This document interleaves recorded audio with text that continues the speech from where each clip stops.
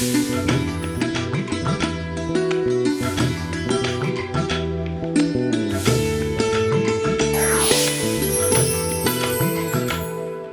నమస్కారం. రైతు సోదరులకు, రైతు నేస్తం వీక్షకులకు స్వాగతం. నేను హనుమంత్. ఈరోజు ఆంధ్రప్రదేశ్ పల్నాడు జిల్లా సత్తెనపల్లిలో ఒక గోశాలని సందర్శించి ఆ గోశాల యొక్క వివరాలు మీకు తెలియజేయడానికి ఇక్కడికి రావడం జరిగింది. ఇప్పుడు ఆ గోశాలను నిర్వహిస్తున్న సభ్యులను కలిసి గోశాల యొక్క వివరాలు తెలుసుకుందాం.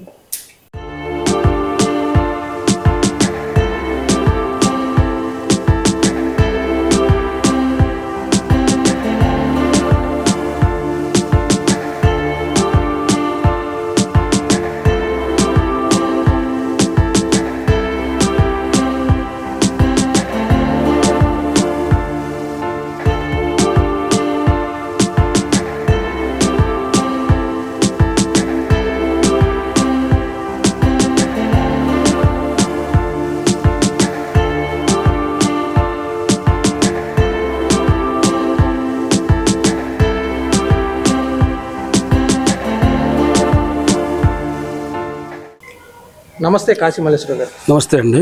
నమస్తే అండి. ఒకసారి అంటే ఈ గోశాల అనేది ఏర్పాటు చేసి ఎంతకాలం అయింది? సుమారుగా ఒక 70-75 సంవత్సరాల క్రితంలో గోశాల. అప్పట్లో అంటే ఈ గోశాల ఏర్పడడానికి కారణం ఏంటి? అసలు ఆలోచన ఎలా వచ్చింది? ఎవరు దీన్ని ప్రారంభకులు? అమ్మవారి దేవస్థానం మొదట్లో వాసవి కనికా పరమేశ్వర అమ్మవారి దేవస్థానం. దానికి చలవేంద్ర సంఘం అని వ్యవస్థ చేశారు.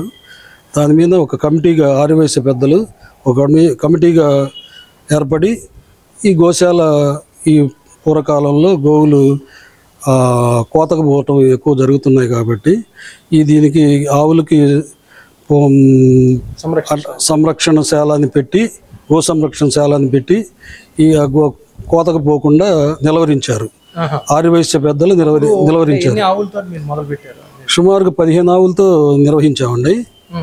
ఇప్పుడు మరి అంటే అప్పట్లో వారు ప్రారంభించారు. తర్వాత దీని యొక్క ఈ గోశాల యొక్క నిర్వహణ బాధ్యతలు ఎవరు చేపడుతుంటారు? ఈ ఆర్యవైశ్య సంఘం పెద్దలే నిర్వహించేవాళ్ళు అండి. కమిటీ కమిటీ దీనికి ఏమైనా పీరియడ్ ఉంటుందా? ఒక కమిటీకి ఇన్ని సంవత్సరాలు? సుమారుగా 2 నుంచి 3 సంవత్సరాలు పీరియడ్ ఉంటుందండి. ఒక ప్రతి పెద్దలు ఉంటారు. మెయిన్ గా పెద్దలు సుమారుగా ఒక 20 నుంచి 25 మంది దాకా ఉంటారండి. అంటే మీరు అంటుంది ఆ వాసవి కన్యకా పరమేశ్వరి దేవాలయానికి అట్లానే ఈ గోశాలకు సంబంధించి, లేదంటే ప్రత్యేకంగా మొత్తం ఈ బాధ్యతలు అమ్మవారి దేవస్థానం నుంచి గోశాల, దీనికి ఒక అనుబంధ సంస్థలు. అచ్చంపేట రోడ్లో ఆరామ క్షేత్రం ఒకటి ఉంది. దీనికి సంబంధించిన వినాయకుడి గుడి ఉంది, రాములవారి దేవాలయం ఉంది. ఈ ఆర్యవైశ్య కమిటీ మొత్తం ఈ బాధ్యతలు స్వీకరిస్తారండి. మీరు అంటే చలివేంద్రం కమిటీ అంటే మీ ఆర్యవైశ్య కమిటీ ఏర్పాటు చేసి దాదాపు 70 సంవత్సరాల క్రితం ఏర్పడింది. గోశాల ప్రధానంగా ఈ గోశాల ఎప్పుడు ఏర్పడింది? 50 సంవత్సరాలు. అంటే అప్పుడు అసలు దీనికి మూల కారకులు ఎవరు? అంటే మీకు ఇప్పుడు ఇది స్థలం ఎంత ఉంటుంది? ఈ స్థలాన్ని మీకు ఎవరు దానం చేశారు? దేవిశెట్టి కోటయ్య గారు మనవాళ్ళు అండి. కోటయ్య గారు. ఎన్ని సంవత్సరాలు అవుతుంది? 50 సంవత్సరాలు అవుతుంది. అంతేగాని ఇది దేవాదాయ శాఖకి సంబంధం లేదు. దేవాదాయ శాఖ సంబంధం లేదు. ఓన్లీ ఒక కమిటీ, ఒక ఆర్యవైశ్య కమిటీ. వారు స్వచ్ఛందంగా వచ్చి స్వచ్ఛందంగా వాళ్ళు కొంత విరాళాలతో ఈ గో సంరక్షణశాలను నిర్మించారు. మెయిన్ దీని ఉద్దేశం ఏంటండి? ఇప్పుడు ఈ గోశాల ఉద్దేశం ఏంటి? పర్పస్ ఏంటి? పర్పస్ అంటే గోశాలకు గోవుల సంరక్షణ, మెయిన్ అదే. గ్రామం బాగుంటుందని, గోవు వల్ల వ్యవసాయం బాగా ఉత్పత్తులు పెరుగుతాయని, గో పంచకము, గో పేడ, దానివల్ల పంటలు కానీ బాగా పండుతాయి. ఆవు పంచకం, ఆవు పాలు, ఆవు పెరుగు, ఆవు నెయ్యి, దాని ద్వారా ప్రజలకి మంచి ఆహారం, వ్యవసాయం కూడా సమృద్ధిగా ఉంటుందని, ప్రకృతి వ్యవసాయం బాగా పంటలు పండుతాయని దాని ఉద్దేశం. ప్రస్తుతం అంటే ఈ గోశాలలో అంటే మీ బాధ్యతలు ఏంటి? ఈ గో సంరక్షణ, ఇక్కడ కళ్యాణ మండపం బాధ్యతలు, ఆవులు సక్రమంగా చూసుకోవటం, అది మా బాధ్యతలు. వాటిని ఆరోగ్యంగా చూసుకోవడం, వాటికి ఆహారం, గ్రాసాలు, నీళ్లు, అదే అదే దానికి సంబంధించిన ఏ ఇబ్బందులు వచ్చినా వాటిని రెక్టిఫై. ఆరోగ్యంగా ఉండేటట్టు చూసుకోవటం మా బాధ్యతలు. నమస్తే అండి. మీరు అంటే వాసవి కన్యకా పరమేశ్వరి దేవాలయంలో మీ బాధ్యతలు ఏంటి? ఆ బాధ్యతలు గో సంరక్షణశాల ఆధీనంలో ఈ అమ్మవారి గుడి గో సంరక్షణశాల కూడా జరుగుతుంటది. అనుబంధంగా జరుగుతుంటాయి. ఇక్కడ వచ్చే ద్రవ్యములు అమ్మవారికి అభిషేకాలకి, అందరికి ఊరికి అన్ని దేవతలకి అభిషేకాలకి ఇక్కడ నుంచి రోజు పెరుగు అన్ని డిస్ట్రిబ్యూషన్ జరుగుతుంటాయి. ఈ రోజు ఇక్కడ నుంచి నైవేద్యంగా వెళ్ళిపోతుంటాయి మొత్తం అభిషేకాలు. Okay okay. కేవలం అంటే ఈ కళ్యాణ మండపం అట్లానే ఇక్కడ ఏర్పాటు చేసిన మీరు షాప్స్ ఏర్పాటు చేశారు కదా, ఇవేనా? లేదంటే మరి ఇప్పుడు వీటి నుంచి పాలు సేకరిస్తారు కదా, మరి పాలు ఏమి తీసి అమ్మటం కానీ ఏం జరగట్లేదు? పాలు గోవులు దూడల కోసం ఉంచుతామండి. వాటి ఆరోగ్యం కోసం పాలు గోపాలు దూడలకే ఉంచుతాము.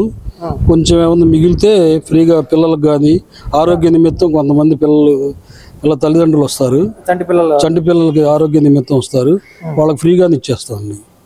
మరి పేడ మూత్రం ఇళ్లలో పెరట్లో పెంచుకుంటారు కదా, వాటి కోసం కూరగాయల నిమిత్తం వాళ్ళకి ఫ్రీగానే ఇస్తాము. బల్క్గా ఏముందంటే ట్రక్కులు కావాలంటే అప్పుడు కొద్దిగా రేటుతో ఇస్తామండి. మరి గోశాల యొక్క కమిటీ మెంబర్స్ని ఎట్లా ఏ విధంగా నియామకం జరుగుతుంటుంది? అంటే 2-3 సంవత్సరాలకు జరుగుతుంది అంటారు కదా. ప్రతి దీపావళికి ఒక మీటింగ్ జరుగుద్దండి. ఆర్యవైశ్య పెద్దల ద్వారా మీటింగ్ జరుగుద్ది. దాంట్లో ఎన్నుకోబడతారు, ఆర్యవైశ్య పెద్దల ద్వారా ఎన్నుకోబడతారు కమిటీ మెంబర్లు. ఆ పీరియడ్ 3 సంవత్సరాలు ఉంటుంది.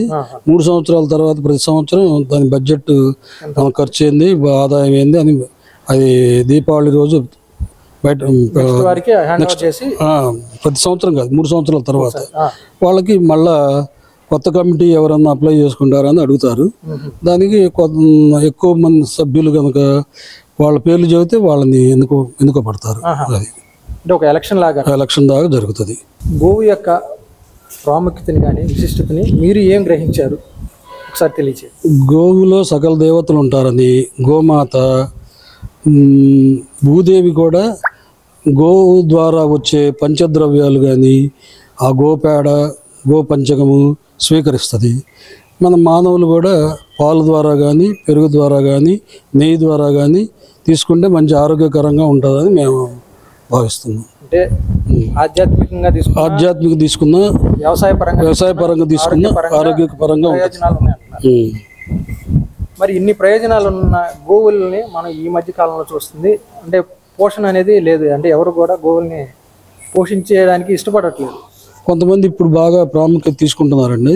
ప్రతి ఇంటికి ప్రతి రైతు ఒక ఇంట్లో గోవు పెంచాలనే సంకల్పంతో ఈ మధ్య రోజుల్లో అది జరుగుతుంది. కానీ ఇంటికి గోవు అయినప్పటికీ కూడా ఈ కబేళాలకి తరలించేవి మన కంటపడుతున్నాయి. ఇట్లాంటి అరికట్టడానికి ఎటువంటి చర్యలు? అది గవర్నమెంట్ చర్యలు తీసుకొని దాన్ని నిరోధించడానికి సకల మార్గాలు అన్వేషణ చేస్తున్నారు. అంటే గవర్నమెంట్ చొరవ తీసుకుంటేనే మనం పూర్తి స్థాయిలో గో సంరక్షకులు కూడా దాన్ని నిలవరిస్తున్నారు, అక్కడక్కడ నిరోధిస్తున్నారు. అదే అంటే వాళ్ళ దృష్టికి వస్తే కనుక నిరోధిస్తారు.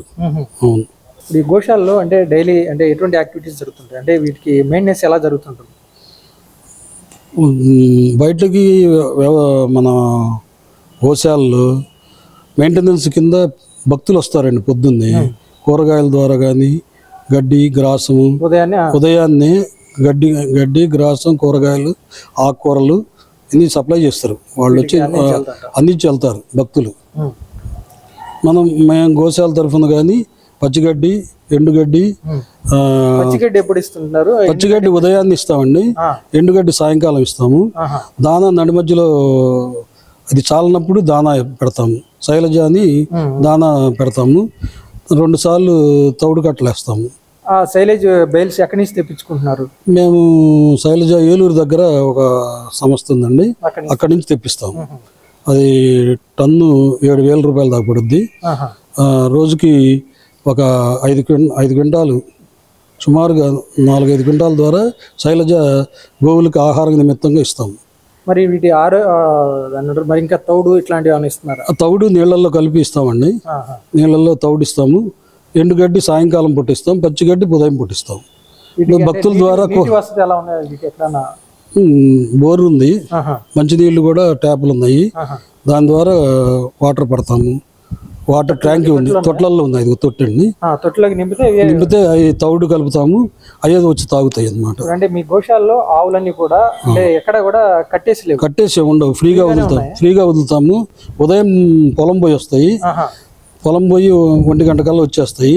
అంటే బయటకు వదలడానికి కారణం ఏంటి? అంటే మీరు అవి గోవు కాస్త ఎక్కువగా బయట తిరుగుతుంటే దానికి బయట ఆహారం, దానికి ఔషధాలు, దానికి సంబంధించిన ఏంటంటే ఔషధ గుణాలు ఉన్న మొక్కలను స్వీకరిస్తాయి అన్నమాట. అది దానివల్ల బయటకు వదులుతాం, పొలంలో వదులుతాము. మరి ఈ గోశాలలో ఉన్న ఆవులకి ఆరోగ్యపరంగా ఏదైనా సమస్య తలెత్తినప్పుడు మీకు అందుబాటులో ఎవరన్నా? అందుబాటులో వెటర్నరీ డాక్టర్ ఉంటాడండి, ఆయన పిలిపిస్తాము. దానికి కావాల్సిన మందులు వాడతాము. మా పాలేర్లు చార్జ్ చేస్తారా? చార్జ్ చేస్తారు. ఎమర్జెన్సీగా మా పాలేర్లు కూడా దానికి వైద్యం చేస్తారు. ఓకే, వాళ్ళకున్న నాలెడ్జ్లో ఎమర్జెన్సీగా వాళ్ళు కావాల్సిన ఇంజక్షన్లు కానీ వాళ్ళే చేస్తారు, రెమెడీ చేస్తారు. అంటే డాక్టర్ గారి సలహా ద్వారా. అదే ఈ గోశాల యొక్క ప్రధాన నిర్వాహకులుగా మీరు రైతులకి, ప్రజలకి ఇచ్చే సందేశం ఒకసారి తెలియచేయండి. రైతు అనే ఆయన ప్రతి ఆవుని, ఇంటికి ఒక ఆవుని పెంచాలని మా ఆకాంక్ష. పట్టణంలో ఉన్న గోప్రేమికులు గోశాలకు పోయి ఆహారం సమకూర్చాలని మా ఆకాంక్ష. అంటే ఆ విధంగా కూడా గో సంరక్షణలో భాగస్వాములు అవ్వాలని మా కోరిక.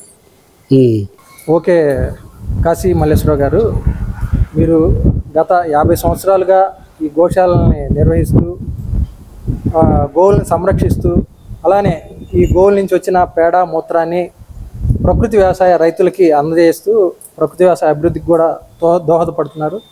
దీనికి మీకు ప్రత్యేక ధన్యవాదాలు. నమస్తే. ఈ వీడియో మీకు నచ్చితే లైక్ చేయండి, ఇతరులకు షేర్ చేయండి. వీడియోపై మీ అభిప్రాయాన్ని కామెంట్ రూపంలో తెలపండి. మరిన్ని వ్యవసాయ వీడియోల కోసం రైతు నేస్తం యూట్యూబ్ ఛానల్ ని సబ్స్క్రైబ్ చేయండి. పక్కనే ఉన్న గంట సింబల్ నొక్కి నోటిఫికేషన్స్ ద్వారా తాజా వీడియోల సమాచారం పొందండి.